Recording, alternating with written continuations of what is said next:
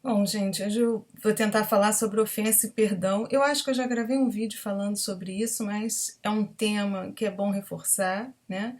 Muita gente sugeriu esse tema também lá pelo Facebook, vieram me propor que eu falasse sobre perdão, porque as pessoas têm uma certa dificuldade em perdoar, né? Ainda, todos nós temos, né? Então aí eu gosto de, geralmente quando eu estou conversando com as pessoas que estão passando por problemas assim, eu gosto até de falar, aí cito o que disseram, que acho que foi Mateus, não sei se outros evangelistas também narraram isso, né?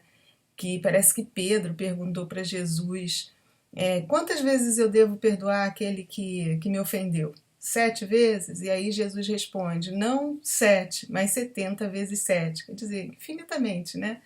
Pois é o que essa expressão aí quer dizer. E aí ele até emendou com a parábola do servo que estava devendo ao senhor dele uma certa quantia, e aí o senhor ia mandar prendê-lo, estava fazendo a cobrança, e aí ele suplicou que fosse perdoado e o senhor perdoou, né? Aí mais à frente ele tinha uma outra pessoa que devia a ele e ele não perdoou. Ele botou para quebrar mesmo, quis cobrar a dívida, esqueceu que ele foi perdoado lá atrás, né? E botou para frente. Então, o senhor, sabendo daquilo, o senhor dele resolveu, chamou ele na chincha e disse: vem cá, vamos resolver o problema agora, agora você vai ter que pagar, porque você não está perdoando ali na frente, vai ter que pagar, né? Bom, então, isso aí nos mostra o seguinte, que é lógico, tá? Que nós não somos obrigados a perdoar aquele que nos ofendeu, que nos magoou, que nos feriu profundamente. Tá? Eu não gosto de dizer assim, você é obrigado a perdoar. Não é isso. Que o perdão você tem que sentir realmente. Né? Isso tem que vir daqui de dentro e você sentir que realmente, apesar de você ter sido ferido, de você ter sido agredido, né, violentado, você conseguiu relevar. Então, quando isso acontece, quando a gente gosta muito da pessoa que nos magoou, geralmente isso rola, por mais que pareça paradoxo, isso rola até mais fácil da gente perdoar. Você gosta e você tem essa compreensão que a pessoa acaba errando. Então, eu sei que muita gente não concorda. Ah, porque eu gostava muito dele e ele me apunhalou pelas costas. Sinto informar, mas não era muito um gostar tão grande assim. Porque, na verdade, o que a gente tem que aprender não é nem perdoar, é a não se ofender. Sabe, quando a gente olha para o outro com olhos de amor, amor verdadeiro, quando você realmente tem uma compreensão que você consegue é, externar esse sentimento, você consegue sentir o amor em você, você compreende o outro. Então, você não se ofende. Por mais que o outro faça, ele não consegue te atingir. Você tem um certo grau de compreensão que você olha para ele como uma pessoa que está num caminho, mas que ainda está muito atrasado, que, sabe, você olha com olhos de compaixão. Lembra que dizem que Jesus na cruz também falou, Pai, perdoa, eles não sabem o que fazem, né? Então, se você consegue realmente amar aquela pessoa, você não se ofende com aquilo que ele faz para você. É um segredo, mas que é difícil da gente aceitar. Por quê? Porque o nosso ego nunca aceita que a gente está errado. Ele vai sempre se sentir ofendido, se sentir agredido e vai tentar nos convencer que nós estamos certos, né? Então esse é o primeiro ponto, tá? Porque quem ama perdoa é um chavão que já vem sido usado aí há muito tempo, porque na verdade aquela pessoa não se ofende tanto. E muitas vezes a pessoa ela se ofende por conta dos que estão ao redor, tá? Não é nem o sentimento lá dela mesmo, mas pela pressão que o externo faz, a pressão, a cobrança que as pessoas que estão de fora fazem, né? Então esse é um ponto. A gente evolui muito mais A gente está muito mais evoluído quando a gente não se ofende do que quando a gente perdoa. Essa é a minha visão, tá? É o que eu sempre vim trazendo aí. E, assim, quem me conhece sabe que, na verdade, olha, é muito raro realmente dizer, não fico chateada, fico, às vezes fico triste com as coisas que me fazem, né? Com certas coisas que acontecem, com atitudes de pessoas que você gosta e aí, de repente, você fica entristecido com aquilo. Você não esperava por aquilo, né? Então, talvez seja essa a maneira como a gente tem que encarar essa expressão que Jesus usou. Quantas vezes você tem que perdoar? 7? Não, se você ama, você vai perdoar infinitamente. E não importa o que os outros estão pensando, o que os outros estão falando. Porque você vai se sentir talvez um pouco magoado, um pouco ferido, mas aquilo, o amor que você sente por aquela pessoa é maior do que o ferimento e ajuda a você se curar. Então, rapidinho, a ferida seca, tá? Então, quando você fica remoendo aquela mágoa durante muito tempo contra uma determinada pessoa, você diz, não, mas é porque eu amava muito. Não, não é assim. Porque senão o amor que tem dentro de você ia ajudar a curar a ferida. Bom, e o outro ponto, a gente para perdoar, para a gente seguir adiante, relevando, a gente tem que se curar, né? Eu também, no outro dia, eu estava até conversando com uma amiga minha, falando justamente sobre isso. Que a gente tem que, para se curar, a pessoa te ofendeu, tá? Mesmo que, assim, seja uma coisa absurda, que você sinta que foi uma coisa absurda, que ela não tinha o direito de fazer aquilo com você, ela não podia fazer aquilo com você, né? Você tem que parar para pensar assim, por que eu me ofendi? É o primeiro ponto. Quando você descobre por que você foi ofendido, né, é o primeiro passo, porque você identificou a ferida. Que a pessoa às vezes está te agredindo e você não sabe nem aonde você sente a dor, mas você não sabe aonde está. Se foi o teu ego, se foi teu orgulho, se foi a tua vaidade, se foi a tua prepotência. Em algum lugar, para ela ter te atingido, ela te pegou ali, tá? Então, o primeiro ponto é você identificar, né, aonde é que te pegou, aonde é que aquilo ali te atingiu.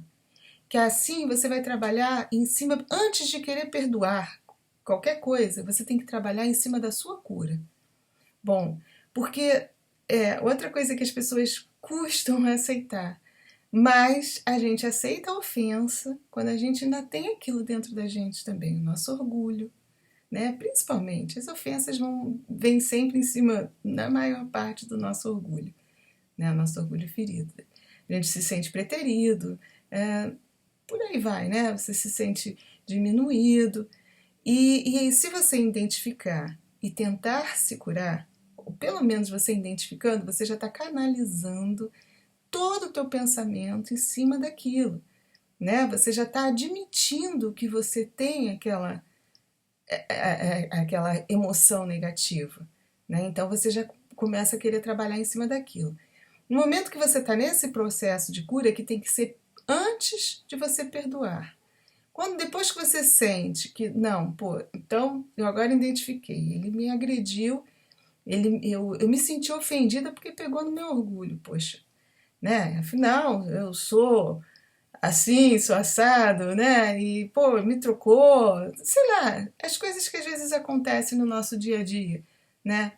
E aí você identificando aquilo e se curando mais ou menos, que curar totalmente é muito difícil, mas pelo menos admitindo aquele defeitinho que você tem, aí você tá livre, vamos dizer assim, para tomar duas decisões. Ou você continua se relacionando com aquela pessoa, né? E ciente do seu defeito, daquela sua ferida, que você até tá trabalhando para curar, mas você sabe que ela existe. Você pode até ter feito uma casquinha em cima dela, mas ela tá lá, ela existe. Então, ou você opta por continuar ao lado dessa pessoa, Mas sempre, assim, ciente que você tem aquela ferida e se ela fizer de novo, você não deixar de atingir, né? Você entender também que antes de tudo, você entender que foi a minha opção, né? Eu sinto que eu estou preparada para levar essas lambadas e não me ofender mais, né? Ou então você também está livre para dizer não, eu não tenho condição de seguir do lado dessa pessoa, porque a minha casquinha está fininha e vai chegar uma hora que de novo pode vir me magoar. E aí eu não quero mais esse tipo de relacionamento, eu não quero me relacionar mais com essa pessoa, tá? Então você também tem que ter noção disso. Mas nos dois caminhos que você optar, o ideal é você não guardar mágoa daquilo, senão você inverte a situação. Você está emitindo para aquela pessoa pensamentos negativos, né? Mesmo que ela tenha te agredido, que ela tenha feito qualquer coisa, você, primeiro, você fica ciente do que você recebeu a ofensa, porque você ainda está bem longe da perfeição, né? Se afasta da pessoa, mas sem desejar o mal. Então, esse seria o perdão, né? Você ter ciência de todo esse processo, de como isso tudo acontece. Porque se você continuar, eu me afastei, mas eu estou desejando mal para aquela pessoa, porque ela me agrediu, me ofendeu, tá, eu reconheço. E realmente foi no meu orgulho, pegou na minha vaidade, mas então vou me afastar e eu quero que ele se dane. Lá na frente ele vai encontrar quem faça com ele, não sei o que, não é assim que a gente faz. Então, você já escangalhou todo o processo. Significa que a tua ferida não está com casquinha nenhuma em cima, ela está aberta ali, continua sangrando e bem viva. E doida para se alimentar do sangue de quem te ofendeu. Entendeu? Então a gente tem que ter noção mesmo de como as coisas acontecem, para a gente não pensar que nós estamos curados, que nós estamos melhorando, né? Quando na verdade nada disso está acontecendo energeticamente conosco, né? E qualquer pensamento desse nos causa um desequilíbrio danado, danado mesmo. Eu falo isso porque, assim, eu sinto até no meu corpo. Como eu estou, de certa forma, acostumada às sinaléticas, né? E, assim, eu, desde de menina que eu tenho umas coisas que eu sinto. Antes era com a minha mãe, que era muito forte. Depois acabei transferindo para esse meu ex-companheiro, né?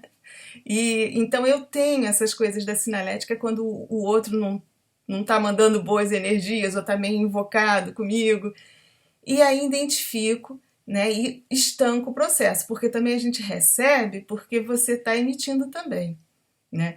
Essa semana foi muito engraçado. Eu tô num processo de ajuste aí com meu ex-marido. Aliás, politicamente correto, eu não gosto nem de usar a palavra marido, né? Que não fomos casados, éramos companheiros, né? E aí eu não gosto de usar muito a palavra marido. Me sinto desconfortável dentro da situação. Aí nós estamos, eu estou passando o WhatsApp para ele tentando conversar, mas ele ainda está meio arredio, ele não está nem falando comigo. Mas a minha filha foi testemunha. Eu passei um WhatsApp para ele e eu tava com uma raiva danada na hora, tava mesmo, confesso, né? E assim, existiu muitas coisas entre a gente que difícil perdoar, difícil. Eu ainda tô botando casquinha na ferida para poder chegar ali na frente, vou continuar falando, não vou. E eu sei que ele deve estar também com as feridas dele abertas, porque ele não quer nem falar comigo. Mas aí foi engraçado que eu passei a mensagem para ele no WhatsApp e ele não nem visualizava. Ele tava, mas ele porque ele tava, acho que ele tava on, não sei, porque tava assim a última visualização dele há tantas horas. Aí eu tava conversando com a minha filha numa vibe danada, né? Coitado, falando mal, assim, com raiva, com emoções negativas na hora. Meninos, a minha orelha esquerda, que sempre foi a minha sinalética, mas ela ardeu muito e eu tava tava lavando louça e colocando as coisas no escorredor. Eu não sei nem como, eu esbarrei uma travessa enorme de vidro, despencou, mas espatifou caco de vidro para tudo quanto é lado. Falei para minha filha, pega aí o meu telefone que teu pai acabou de visualizar a mensagem, não deu outra. Ela, mãe, você é uma bruxa. Não é. São as sinaléticas. E por que eu senti? Porque eu estava na mesma vibe. A mesma raiva que ele sentiu toda a carga negativa que eu coloquei naquela mensagem para ele mandou de volta, né? Então não adianta nada eu chegar e falar assim, ah, porque eu perdoei. Não, a ferida ainda está aberta, como eu sei que também ele não perdoou, né? Então a gente tem que ter sinceridade conosco para poder a gente se curar e não contaminar o nosso corpo. Porque a gente joga tudo no corpo, gente, não tem outra. Estoura em algum lugar. Então, a gente tendo ciência disso tudo, eu preciso me curar. Preciso, eu já mostrei para vocês quantas vezes, olha, eu vou ficando toda manchada, né? Culpa de quem? Minha. Pelo meu descontrole emocional causa um desequilíbrio energético no meu corpo, né? E aí as células não respondem como tem que responder, começa a se multiplicar de forma aí toda desequilibrada. E é assim que as doenças são geradas no nosso corpo físico, né? Então, a gente tem que realmente. Ninguém é obrigado a perdoar, tá? Não adianta, tira isso da sua cabeça, ah, porque eu perdoo, então eu sou bonzinho. Não. Você tem que se curar. Você tem que entender que evolução é não se ofender mais, né? Mire-se no exemplo do Cristo aí, que ele, poxa, tudo que fizeram com ele lá na cruz, nesse pai, perdoa, eles não sabem o que fazem, né? Porque o segredo realmente é a gente não receber essa carga ruim. Tá? Que aí você não vai precisar perdoar, porque o perdão só existe no momento que existe ofensa. Né? Se você não se sente ofendido, não há motivo para perdoar. Né? Eu também tenho outro caso engraçado, que, assim, quando eu estava grávida, porque a minha situação com esse meu ex-companheiro foi uma situação complicada, que eu também nunca escondi de ninguém, né? Eu fui amante dele durante uns 10, 12 anos, eu já nem lembro mais a conta. E aí, num determinado momento lá da nossa vida, quando eu engravidei, eu já estava com ele há uns 10 anos, 11 anos mais ou menos, quando eu engravidei. E ele não morava comigo, nós não morávamos juntos. Mas a família dele começou a me aceitar, né? E eu sou, assim, carente ao extremo de amizade, de família, de tudo isso, né? Até minha própria família sabe também como eu sou, que eu me apego mesmo. E aí eu estava grávida e nós íamos contar, lá foi final de ano, acho que era 25 de dezembro, eu acho que foi logo depois do Natal. E nós íamos contar que eu estava grávida. E aí ele começou a demorar e eu liguei para a casa dos pais dele, que morava junto com a minha, que moravam assim em apartamentos próximos da minha ex-cunhada, né, da irmã dele lá. E aí ela atendeu. E aí ela atendeu e disse que eu disse, vem cá, tem notícias do seu irmão, né?